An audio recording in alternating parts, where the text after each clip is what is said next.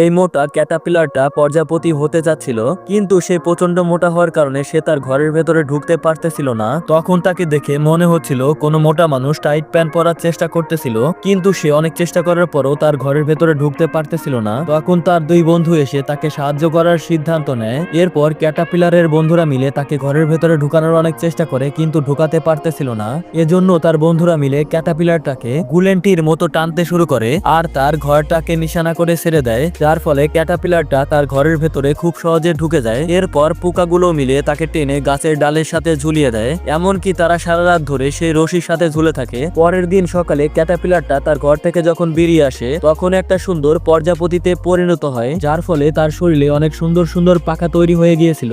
এরপর তার সুন্দর সুন্দর পাখা দিয়ে জীবনে প্রথমবারের মতো আকাশে উঠতে শুরু করে, যা দেখার পরে তার বন্ধুরা অনেক খুশি হয়ে যায়। কিন্তু তখন একটা পাখি এসে সেই প্রজাপতিটাকে শিকার করে খেয়ে ফেলে, যার কারণে তাদের বন্ধুদের মনটা অনেক খারাপ হয়ে যায়।